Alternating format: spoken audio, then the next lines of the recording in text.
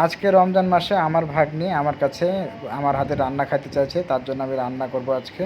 চলুন আজকে রান্না করি, কেমন হয়েছে দেখুন। জায়ফা কি করছো? কি করো? হাই ফ্রেন্ড, আসসালামু আলাইকুম। আজকে আমার ভাগ্নি আমাকে আমাকে বলছে আজকে নাকি আমি রান্না করব। সে হচ্ছে রান্না করবে না, আমার হাতে রান্না খাবে। এই জন্য আজকে ভাবছি যে বসেই যখন আছি তাহলে আমি আজকে রান্না করি। এবং কি অনেক দিন থেকেই বলছে আমার ভাগ্নি, তার জন্য আজকে রান্না করছে। এবং কি আপনাদেরকে দেখাবো যে মুরগির টমেটো ধনেপাতা দিয়ে রান্না করলে কতটা সুন্দর লাগে। এভাবে রান্না করা আপনারা রান্না করবেন, অবশ্যই অনেক টেস্টি হবে, অনেক খাইতে অনেক সুন্দর হবে, সুস্বাদু হবে। আপনাদের আমার রেসিপিটা দেখে অবশ্যই ট্রাই করবেন। চলুন আপনাদেরকে রান্না করে দেখাই। প্রথমে পেঁয়াজ কুচি দিয়ে নিয়েছি, দিয়ে হালকা পরিমাণে তেল দিলাম, যেন তেলটা দিয়ে মানে নেড়ে নেড়ে ওটা একটু লাল করে নেব। বেশি তেল দেয়নি, মানে অল্প পরিমাণে তেল দিয়েছি যেন ওটা লাল করা যায়। পরে এখন শেষে যখন লাল হয়ে গেছে দেখুন, আমি তেল দিয়ে দিলাম, যতটুকু পরিমাণে তেল লাগে ততটুকু পরিমাণে তেল দিয়ে দিয়েছি। এবার হচ্ছে আমি যেগুলো গুঁড়ো মরিচ আছে, মশলা আছে, ওগুলো দিব। লবণ দিলাম, এই তো লবণ দিচ্ছি। এখন হচ্ছে এটা হচ্ছে লবণ, যে পরিমাণে আপনারা যে পরিমাণে লবণ খান সেই পরিমাণে লবণ দেবেন। আমি পরিমাণ মতো লবণ দিলাম। এখন হচ্ছে এটা গুঁড়ামরিচ দিচ্ছি,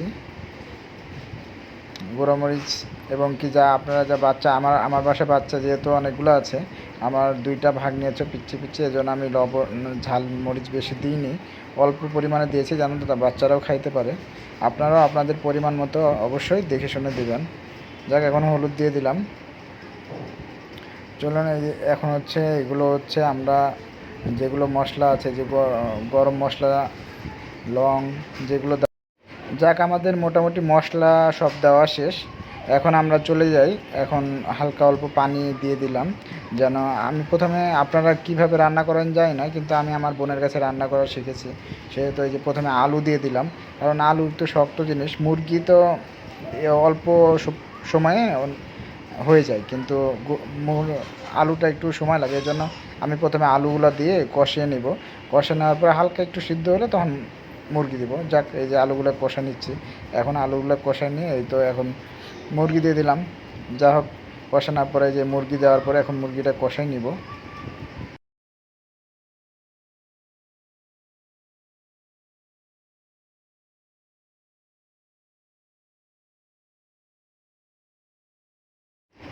এখন মশলাটা ভালো করে মিশিয়ে নিচ্ছি, আলু এবং কি যে মুরগি দিয়েছি মুরগিগুলোতে ভালো করে মশলাটা মিশিয়ে নিই। এবং কি মিশিয়ে নেওয়ার পরে আমরা হালকা পরিমাণে পানি দিয়ে এটা ঢেকে দেবো, যেন ভালোভাবে সিদ্ধ হতে পারে।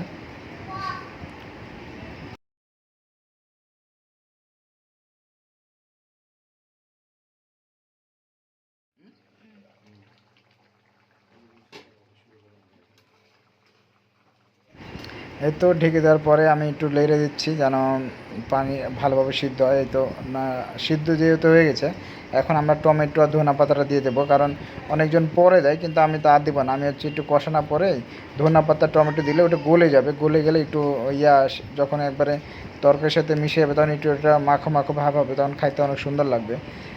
আপনারা হয়তো মাখো মাখো শব্দটা শুনলে অনেক ভালোই লাগবে। চলুন দেখি, রান্না মোটামুটি হয়ে গেছে। এবার চলুন দেখা যাক রান্না কেমন হয়েছে। আমার ভাগ্নি আছে জাইমা, তাকে দিয়ে আজকে রান্না টেস্ট করাবো আসলে রান্নাটা কেমন হয়েছে। আমরা তো রোজাদার ব্যক্তি, আমরা কেউ টেস্ট করতে পারবো না, এই জন্য পিচ্চিদেরকে দিয়ে আমরা টেস্ট করাচ্ছি। চলুন তাদের মুখে শুনি যে আজকে রান্নাটা কেমন হয়েছে। খাও, খাও। মামা অনেক সুন্দর হয়েছে। কেমন হয়েছে আম্মু? সুন্দর হয়েছে। তাই? আরো মজা হয়েছে। আচ্ছা, ঠিক আছে। আলু খাও, আলু কেমন হয়েছে দেখো একটু।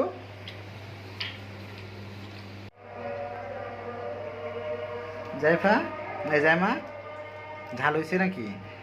ঠিক আছে, আচ্ছা খাও, খায় পানি খাও। হ্যাঁ, কেমন হয়েছে?